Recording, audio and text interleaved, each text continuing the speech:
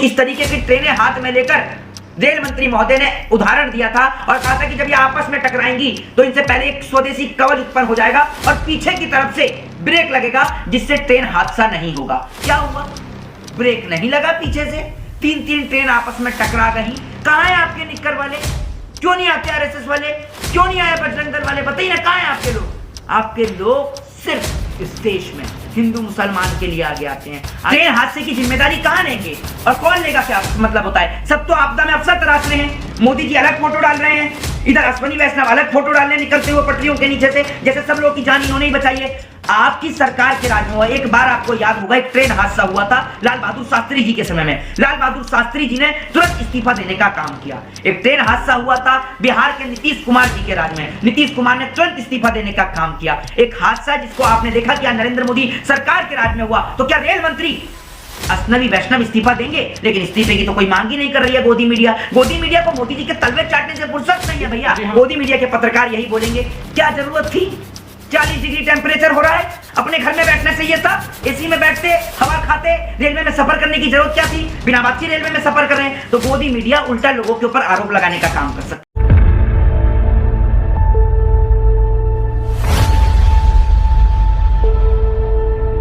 नमस्कार साथियों, आज हमारे साथ चर्चा करने के लिए दो सामाजिक कार्यकर्ता मौजूद हैं। एक का नाम रविकांत भारती है, दूसरे का नाम जो है मोहित शर्मा है।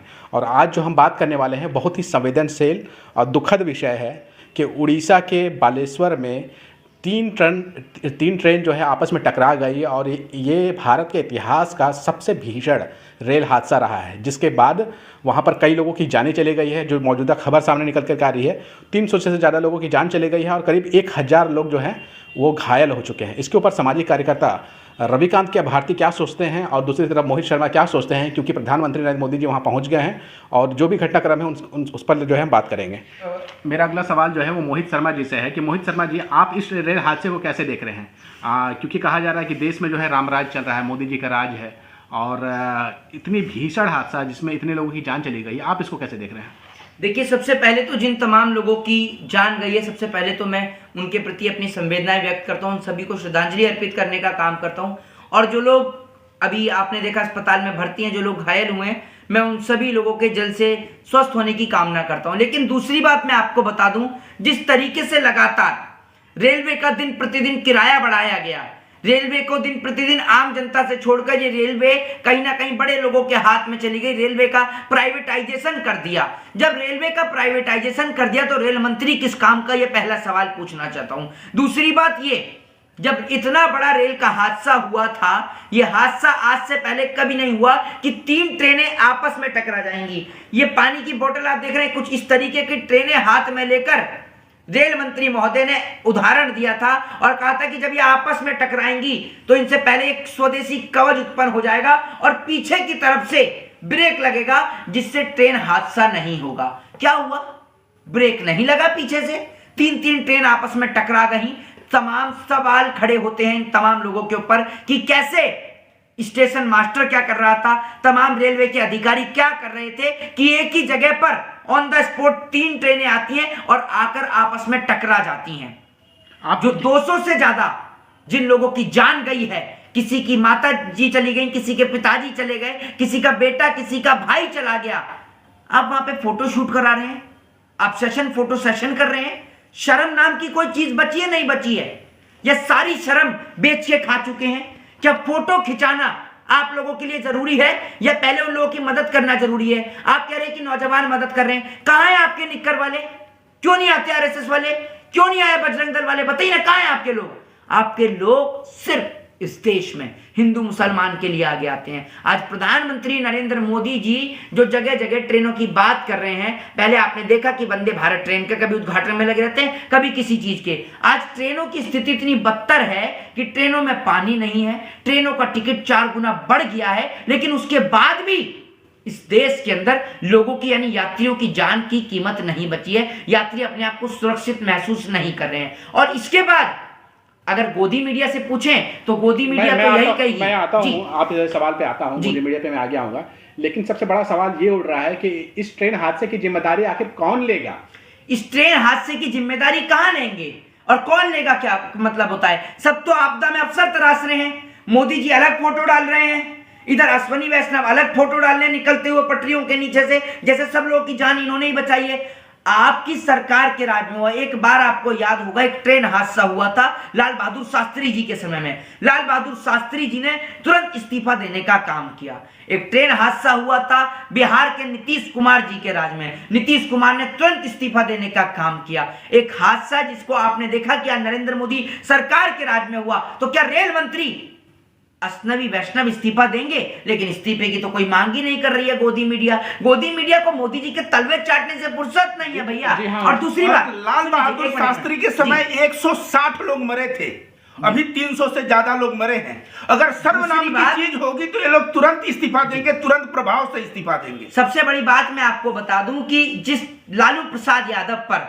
लगातार आरोप लगाए जाते हैं, उसी लालू प्रसाद यादव ने 1 रुपया टिकट का दाम किया था ट्रेन में। ट्रेन फिर भी फायदे में था। आज ट्रेन की टिकट पे आपने देखा कितने रुपए बढ़ा दिए, कई 100 रुपए बढ़ा दिए गए, प्लेटफॉर्म टिकट लगा दिया गया, रेलवे फिर भी घाटे में चला गया। और उसके बाद उनको कभी चारा घोटाला बताया जाता है, कभी उनके ऊपर तमाम तरीके के आरोप लगाए जाते हैं। लेकिन लालू प्रसाद यादव के टाइम पे जो रेलवे मेंटेन था वो पूरे देश ने देखा। लेकिन आज जिस तरीके से रेलवे की दुर्गति है वो भी पूरा देश देख रहा है। और इसके अलावा अगर गोदी मीडिया वहां पहुंचेगी तो गोदी मीडिया के पत्रकार यही बोलेंगे, क्या जरूरत थी?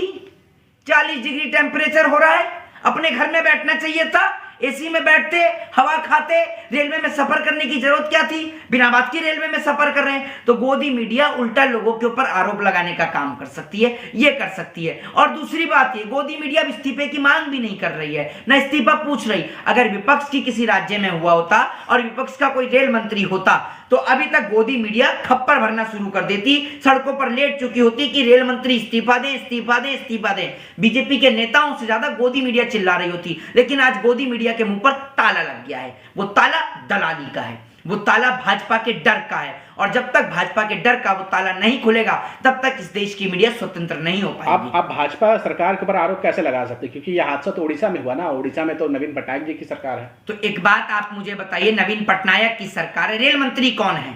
अश्वनी वैष्णव है। तो किसकी जिम्मेदारी बनेगी? बताइए ना आप मुझे, किसकी जिम्मेदारी बनेगी? जो जगह जगह जाकर फीता काट रहा है रेल का, जरा उससे कोई पूछे कि रेल की स्थिति क्या है। जिस वंदे भारत ट्रेन का तुम फीता काट रहे हो, क्या उस वंदे भारत ट्रेन में इस देश का आम आदमी, मजदूर और किसान सफर कर सकता है? देख रहा है इस बात का नरेंद्र मोदी जवाब। हर टाइम उद्योगपतियों की चापलूसी और हर समय उद्योगपतियों के फायदे गिनाने वाली है भाजपा की सरकार, गरीबों को मरवाने का काम कर रही है। भाजपा के राज में अगर कोई मरा है तो गरीब मरा है। इसमें पश्चिम बंगाल के भी लोग मरे, तमाम जगह के लोग मरे। और आज जो नरेंद्र मोदी का समर्थन करता है, हम उसको हरगिज समर्थन नहीं देते उस नेता को। आज लोगों को तुरंत तत्कालीन रेल मंत्री से इस्तीफा मांगना चाहिए और अश्वनी वैष्णव को तो तत्काल इस्तीफा देना चाहिए। वो नायक फिल्म की तरह जो हीरो बनवा के जो फोटो शूट करवा रहे, शर्म करो, शर्म। लोगों की जान गई है, 200 से ज्यादा लोग अपनी जान खो चुके हैं, 900 से ज्यादा लोग घायल हैं। कम से कम शर्म करो, यहां तो फोटोग्राफी बंद करो। आप जो है ये एक अच्छा सवाल उठाएं कि टिकट की जो है लगातार कीमतें बढ़ रही हैं, लेकिन भाजपा और भाजपा के जो समर्थक है, मौजूदा सरकार के जो समर्थक है, वो ये दावा करते हैं महंगाई अगर बढ़ रही है तो सुविधा भी तो बढ़ रही है। कौन सी सुविधा बढ़ी है? ये सुविधा बढ़ी है कि एक बार में 3 ट्रेनों का हादसा हो जाता है। पूरे भारत के इतिहास में दिखा दीजिए 3 ट्रेनें आपस में कहां टकराई हैं? कहां है मोदी जी का सुरक्षा कवच? जिस तरीके से ट्रेनों के हादसे हो रहे हैं, रेल के हादसे हो रहे हैं, देश के प्रधानमंत्री जी फीते ही काटते रहेंगे या रेलों में सुविधा भी कराएंगे? आज रेलवे में आप ये देखिए कि ना तो लोगों को खाना मिल रहा है, ठीक है, पहले टिकट में खाना ऐड होता था, आज खाना भी नहीं मिल रहा है। रेलवे की स्थिति इतनी खराब है, रेलवे में पानी नहीं आता है, रेलवे में जगह जगह पर आप ये सोचिए टिकट। मैं अभी परसों की आपको घटना बता दूं, रेलवे के अंदर प्लेटफॉर्म पे पता करने आया टिकट काउंटर पे कि मुझे टिकट चाहिए, तो बोलते हैं टिकट नहीं है, टिकट अवेलेबल नहीं है। लेकिन बाहर दलाल खड़ा होता है, मिडरेटर खड़ा होता है, वहां जाइए उससे आपको ट्रेन की टिकट मिल जाएगी। तो जिस तरीके से ट्रेन की टिकटों में घुसखोरी का काम चल रहा है, जब से ज्यादा रेलवे में घुसखोरी का काम चला रहे हैं तो तमाम भाजपा के नेता कर रहे हैं। और निकाल कर देखिए भाजपा के तमाम नेताओं की लिस्ट, इन्हीं के बच्चे रेलवे के अंदर मर्ज हैं जो पैसा लूट खसूट का काम कर रहे हैं। और आप जो कह रहे हैं कि टिकट का दाम बढ़ा है तो रेलवे में सुविधा बढ़ी है, पत्रकार महोदय आपको मैं कहूंगा कि कभी हावड़ा स्टेशन पे चले जाइए, दिल्ली में आनंद विहार स्टेशन पे चले जाइए, और जो ट्रेन बिहार आती है उसमें जनरल बोगी में जाके देखिए, आदमी कुत्तों बिलार की तरह भरे रहते हैं। एक सीट पे जहां 4 जगह है, वहां एक सीट पे 20-20 लोग नीचे बैठे बाथरूम में ठूसे इधर ठूसे जानवर की तरह आते हैं। क्या सुविधा बढ़ गई है? कोई भी विश्वास नहीं है मेरी बातों को तो कोई भी रेलवे स्टेशन पे चले जाइए और सुधीर तिहाड़ी आ जाएगा, और सुधीर तिहाड़ी आके यही तो कहेगा, वह कहेगा कि गलती लोगों की थी, इतने लोग मरते ही नहीं। ट्रेन में सीट होती है 8 आदमी की, 10 आदमी की, उस 10 आदमी की जगह 40 भरे थे। इनको जानवर की तरह भरने की क्या जरूरत थी? इससे पता चलता है ये अनपढ़ थे, गंवार थे। कहां से पढ़े होते तो इनको बुद्धि होता।